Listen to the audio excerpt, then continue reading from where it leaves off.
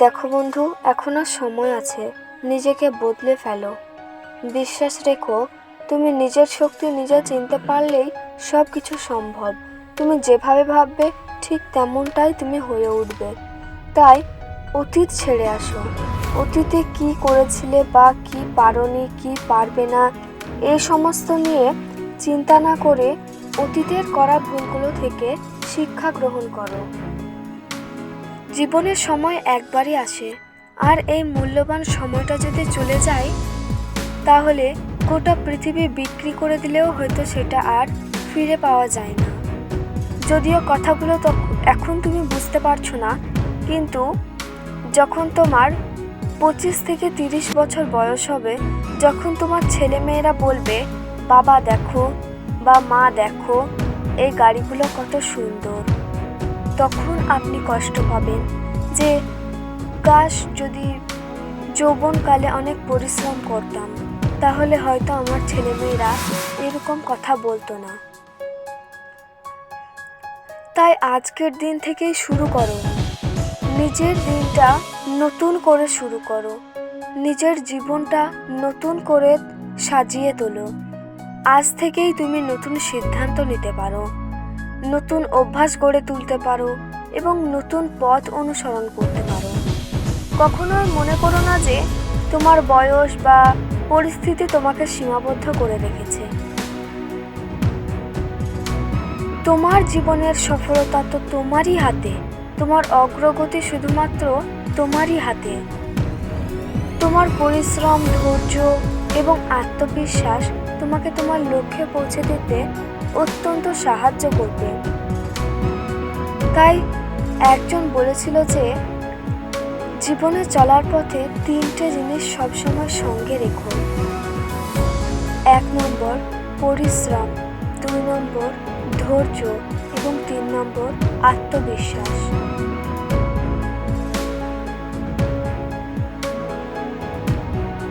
এই 3টে বন্ধু তোমার কাছে থাকলেই তুমি অবশ্যই সফল হবে। হয়তো একটু সময়ের ব্যবধান, কিন্তু তুমি কখনো না কখনো একদিন পৌঁছাবে তোমার সফলতায়। তুমি নিজের প্রতিভাকে মূল্য দাও। তুমি যা ভালোবাসো তুমি সেইটা করো। যেটার প্রতি তোমার খিদে নেই সে কাজ তুমি ছেড়ে দাও। তোমাকে সে কাজ করতে হবে না। তোমার প্রতিভা এবং আগ্রহই তোমাকে পথ দেখাবে। তাই নিজেকে চিনে এবং নিজের শক্তির দিকে এগিয়ে গিয়ে তোমাকে সফলতা অর্জন করতে হবে। অসুবিধা তো আসবেই, কিন্তু হাল ছেড়ে দিও না বন্ধু। অসুবিধা আসবে, কিন্তু হাল ছাড়া যাবে না। জীবনের সমস্যার সম্মুখীন তো হবেই, কিন্তু কখনোই হাল ছেড়ো না। জীবনের প্রতিটি বাধা তোমাকে আরও দুর্বল নয়, বরং শক্তিশালী এবং ধারালো করে তুলবে। জীবনে পরিবর্তন আনো। সময় তোমার পাশে কখনো স্থির রয়ে যাবে না। সময় কখনো কারোর জন্য স্থির থাকে না। সময় আপন নিয়মে এগিয়ে চলে। আপনার চোখের সামনে যেমনভাবে 2024 এলো, ঠিক তেমনি 2025ও চলে এলো, আর খুব শীঘ্রই 2026ও চলে আসবে। মানে বন্ধু, বছর এগোচ্ছে, তারিখ এগোচ্ছে, মাস এগোচ্ছে, কিন্তু আপনি এগোচ্ছেন না। কিন্তু কেন? আপনি একবার নিজেকে প্রশ্ন করুন তো। যদি আপনাকে ছেড়ে দিতেই হয়, তবে এই কাজটা আপনি প্রথমে কেন করেছিলেন? এই কাজটির জন্য আপনি এত অপমান খেয়েছিলেন? এই কাজটি আপনি কিসের জন্য করতে চান?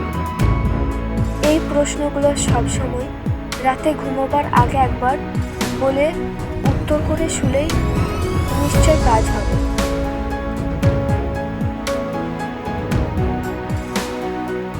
জীবনের সংগ্রাম করতে শেখো। সংগ্রামই তো তোমার শক্তি। সফলতা তো সহজে আসে না, তবে তোমার সংগ্রাম তোমার শক্তি। জীবনের কঠিন সময়গুলিতে নিজের শক্তি হিসাবে গ্রহণ করো। তুমি যা পারবে তাতেই তুমি সন্তুষ্ট থাকো এবং সফলতার দিকে এগিয়ে চলো। আত্মবিশ্বাস তোমার মূল হাতিয়ার। সফলতার পিছনে এগোতে গেলে আত্মবিশ্বাস ছাড়া কখনোই যাওয়া যাবে না। সফলতার পথে আত্মবিশ্বাসই কারণ তোমার সবথেকে বড় সহায়ক। নিজে বিশ্বাস রাখো, তুমি যা চাও তা অর্জন করতে পারবে। নিজেকে ভালোবাসো, নিজের প্রতি ভালোবাসা এবং সম্মান রেখো, তুমি আরও ভালো জীবন করতে পারবে।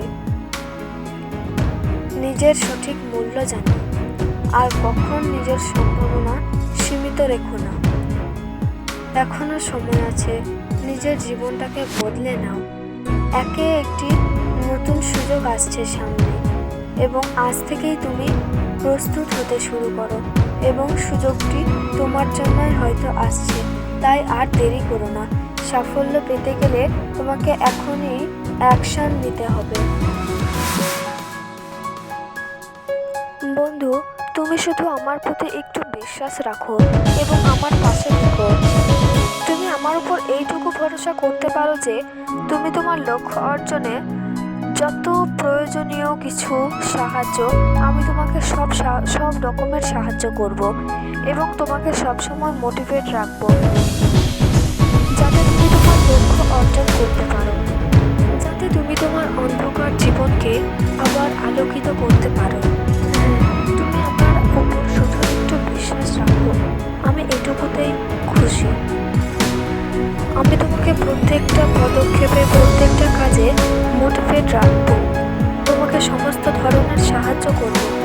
শুধু বন্ধু, তুমি আমার পাশে থেকে আমাকে সাবস্ক্রাইব করো, আর যদি সময় থাকে তাহলে একটা লাইক করে দিও। আর তুমি আমাকে প্রিয় বন্ধু ভেবে তোমার স্বপ্নটা কমেন্টে লিখে যেতে পারো, তাহলে অনেক ভালো হয়, আর আমি তোমাকে সেই অনুযায়ী মোটিভেট রাখতাম। আমার একটা স্বপ্ন আছে বন্ধু, যে ইউটিউবে আমি একটা কিছু করে দেখাবো। আমার স্বপ্ন, আমি 2026 আসার আগে 1 মিলিয়ন সাবস্ক্রাইব কমপ্লিট করব, কিন্তু সেটা তোমাদের সহযোগিতা ছাড়া অপূর্ণই থেকে যাবে। দয়া করে একটা